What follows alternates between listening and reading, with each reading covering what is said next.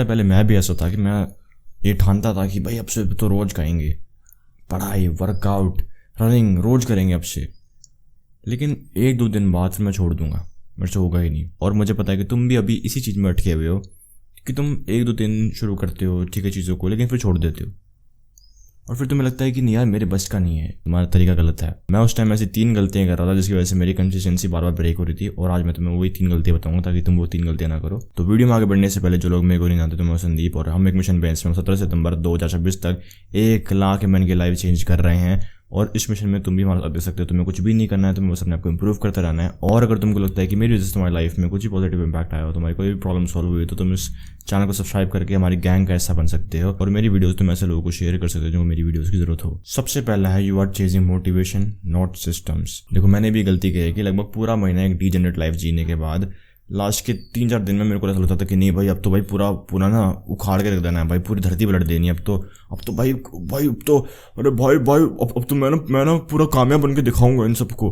रात को ऐसे लेट आऊंगा और सोच रहा हूँ कि हाँ ये कर दूंगा वो कर दूंगा बहन की चूत। और फिर मैं अगले दिन किताब वगैरह लेके बैठता भी था, लेकिन 1-2-3 दिन पढ़ा फिर छोड़ दिया। क्योंकि वो जो इमोशन था, वो मोटिवेशन वगैरह ना इमोशन होती है और इमोशंस हमारी बॉडी में आते जाते रहते हैं। कभी तुम बहुत खुश होगे, कभी तुम बहुत सैड फील करोगे, तब कभी तुम्हें बहुत मोटिवेशन फील होगी, कभी तुम्हें मोटिवेशन फील नहीं होगी, ऐसे कुछ। तो जैसे ही ठंडी होती थी ठीक है मोटिवेशन, वैसे ही मैं ठंडा पड़ जाता था।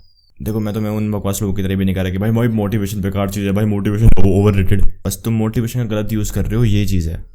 तुम्हें मोटिवेशन का यूज़ करना है सिस्टम्स क्रिएट करने के लिए, एक ऐसे कह लो एक ऑर्डर क्रिएट करने के लिए अपने लाइफ में, बेसिकली अपने लाइफ में एक रूटीन क्रिएट करने के लिए। ठीक है, अगर तुम अपने गोल्स को डेली हैबिट्स एक डेली रूटीन में ब्रेक डाउन कर पा रहे हो तो तुम उन गोल्स को अचीव कर लोगे।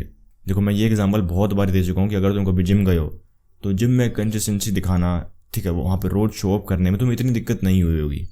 अब तुम बोलोगे भाई वर्कआउट तो बहुत मजेदार होता है, भाई पंप देख के बहुत बढ़िया लगता है। कभी तुम होम वर्कआउट में कंसिस्टेंट रह पाए हो? नहीं रह पाए होगे। कारण पता है क्या है, जो तुम जिम करते हो, जिम में तुम्हारा जो गोल है एक बढ़िया बॉडी बनाना, वो ऑलरेडी ऐसे कह लो डेली हैबिट में ब्रेक डाउन हो रखा है। कि तुम ये नहीं सोचते हो ना कि मेरी जाके ऐसी बॉडी बनेगी, तुम बस ये सोचते हो भाई मुझे कंसिस्टेंट रहना है बस, है ना। और तुम्हारा पहले से रेडी होता है कि आज मुझे ये मारना है, आज मुझे वो मारना है, मतलब एक प्रॉपर प्लानिंग रहती है। वो splits, bro split, push pull, आज मेरा लेग डे है कि चेस्ट डे है ना। तुम्हें जिम में जाने से पहले ही पता होता है कि तुम्हें करना क्या है आज। और तुम्हारे दिमाग में एक ऐसा ना वो रहता होगा कि भाई 6 बजे जिम है, जितने बजे तुम जिम जाते होगे इतने बजे जिम है भाई, वो तुम्हें याद रहता होगा पहले से ही। क्योंकि उसका एक फिक्स टाइम है, ठीक है, तुम एक फिक्स जगह पे उसको करते हो। और जय शेट्टी ने अपनी किताब में थिंक लाइक अ मॉन्क में बहुत प्यारी बात लिखी है कि time has memory, location has energy. अपनी मोटिवेशन को यूज़ करो। तुम्हें इस वीडियो को देखे पक्का मोटिवेशन आने वाली, ठीक है, कि अरे भाई तुम्हें ऐसा होगा कि हाँ भाई उखाड़ दूंगा, ये कर दूंगा, वो कर दूंगा। एक रूटीन बनाओ, एक सिस्टम बनाओ, और फिर ऐसा होगा कि पता है तुम्हारे दिमाग में ना एक टास्क रहेगा कि अरे भाई मेरे को दिन में ये करना है, मेरे को दिन में ये करना है। और तुम कभी भूलोगे नहीं फिर उसको। तुम्हें उठने से पहले ही पता हो कि तुम्हें करना क्या है। मैक्सिमम टाइम पता ये होता है, क्योंकि मैक्सिमम टाइम ऐसा होता है कि तुम बस ऐसे कह लो डिसीजंस बनाते रह जाते हो। तुम्हारा डिसीजन मेकिंग में ही बहुत सारी मेंटल एनर्जी वेस्ट हो जाती है कि भाई आज मैं ना ये कर दूंगा, आज वर्कआउट करना है, ये कोई टाइम नहीं है, कुछ प्लानिंग नहीं है, करना क्या है क्या नहीं करना कुछ पता नहीं। मैं भी ऐसी था पहले, यूट्यूब में वो डेविड लेड वगैरह जैसी ट्रांसफॉर्मेशन देख के बहुत ही मोटिवेशन आती थी और लगता था कि अरे भाई अब तो हम भी यही करेंगे, भाई कंसिस्टेंसी चीज़ों की भाई। और कुछ प्रॉपर सिस्टम नहीं है कि क्या करना है, कब करना है, कैसे करना है, ठीक है, कौन सी एक्सरसाइज करनी है, किस दिन को करनी है, कब टाइमिंग क्या रहेगी, कुछ भी नहीं है ऐसा। बस रैंडमली ऐसा था कि जब मन किया, जैसे एकदम कोई मोटिवेशन वाली वीडियो देखी तुरंत पुशअप मार लिए, फिर हाँ भाई अब से तो ऐसे करेंगे, रोज करेंगे। और फिर ऐसा होता था कि जब मेरे को मतलब ऐसे करो मेरा मन करेगा, टाइम मिलेगा, ठीक है। शुरुआत के दिनों में थोड़ा मन ज़्यादा करता था, तो जब मन करेगा, टाइम मिलेगा, तब मार दिया बस। ऐसे तुम कभी भी किसी काम में कंसिस्टेंट नहीं रह पाओगे। तुम्हें एक प्रॉपर ऐसे कह लो रूटीन वगैरह बनाने पड़ेंगे, सिस्टम्स बनाने पड़ेंगे अपने गोल्स को अचीव करने के लिए। देखो रूटीन का मतलब ये नहीं है कि तुम अच्छी अंशंट कुछ भी मतलब कि भाई 4 बजे उठ रहे, 5 बजे उठ रहे, नहीं। तुम्हारे जो गोल्स हैं उसके हिसाब से, ठीक है, तुम्हारा गोल क्या है, तुम्हें बस उसको ब्रेक डाउन करना है डेली हैबिट्स में। और फिर उन हैबिट्स को ऐसे कह लो वो टाइम ब्लॉक्स देने हैं तुम्हें, बस सिंपल सा ये है। अब पता है कुछ लोग बहुत बढ़िया सिस्टम्स रूटीन बना भी लेंगे, लेकिन फिर भी वो कंसिस्टेंट नहीं रह पाते। क्यों? Number 2, make the habit too easy to fall. देखो ऐसा होता है कि शुरुआत में ना हर कोई जोश में आता है, और वो बचपन से हम देखते आ रहे हैं कि भाई push pass the limit, push pass the limit. अरे भाई इंसान की कोई जो इंसान ठान लेता है वो करके रखता है ना। अभी भी तुम ऐसे कंटेंट कंज्यूम करते होगे कि भाई भाई कैसे नहीं होगा, सब होगा, करने पे होता है, वो सब चीज़ें हैं ना। तो उसमें क्या करते हैं लोग ना कि बहुत ही भयंकर चीज़ें प्लान कर देंगे कि भाई मैं 10 किलोमीटर से भागूंगा, फिर मैं 3 घंटे वर्कआउट करूंगा, फिर मैं कैलिस्थेनिक्स करूंगा, फिर मैं क्या कहते हैं स्विमिंग करने जाऊंगा। समझ रहे हो ना कि मतलब पूरा से पैक कर देंगे, भयंकर भयंकर। उन्होंने इससे पहले कह लो वो रनिंग वॉकिंग भी नहीं करते थे इससे पहले, एकदम से भाई 10 किलोमीटर रनिंग, एकदम से उन्होंने कभी डंबल उठाया नहीं कभी अपनी लाइफ में, भाई एकदम से भाई 3 घंटे वर्कआउट करूंगा, प्रॉपर मारूंगा। इससे पहले वो 10 मिनट भी नहीं पढ़े कभी, और अब से एकदम से भाई मैं रोज 4 घंटे पढ़ूंगा। भाई नहीं हो पाएगा ऐसे।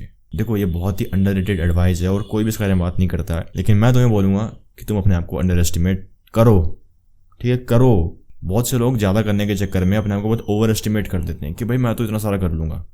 और एक स्टडी हुई थी, इसमें ये देखा गया था कि हम इंसानों के लिए सबसे हार्ड जो चीज़ होती है काम में, वो बस होता है उस काम को शुरू करना। और जब तुम ये सब इतनी भारी भारी चीज़ें डाल देते हो अपने रूटीन में, तो तुम अपनी हैबिट्स को शुरू करना ही बहुत हार्ड बना देते हो। अगर वर्कआउट शुरू करने से पहले तुम्हारे दिमाग में ये चीज़ रहेगी कि अरे मेरे को चेस्ट मारनी है, सबसे पहले मैं एक वार्म अप सेट लूँगा, फिर क्या कहते हैं इंक्लाइन के 3 सेट, फिर डिक्लाइन के 3 सेट, फिर फ्लैट के 3 सेट, और फिर वो केबल फ्लाइज। कह लो काम शुरू करना ही बहुत हार्ड बना दे रहे हो ऐसे करके, ऐसे सोच के। और पता है ये सब ना सिर्फ अच्छे कामों के लिए लागू नहीं होता, ये थ्योरी तुम्हारी वहाँ पे लागू होगी। अगर तुम ऐसा सोचोगे ना कि अरे यार मैं ना अपना टारगेट बना रहा हूँ कि मेरे को अभी 1 घंटे के अंदर 100 रील स्वाइप करनी है, मैं लिख के दे रहा हूँ कि तुम्हारा अभी रील देखने का मन नहीं करेगा ये सुन के ही, लेकिन तुम हम लोग पता है बोलते क्या हो कि अरे यार बस ना बस मैं 30 मिनट चला लेता हूँ, बस मैं 15 मिनट चला लेता हूँ यार। और वो 15 मिनट कब 1.5 घंटा बन जाता है पता नहीं लगता तुम्हें, है ना। क्योंकि तुमने वो शुरू कर लो बहुत उसको ईजी कर दिया कि बस ना मैं थोड़ा सा करता हूँ यार।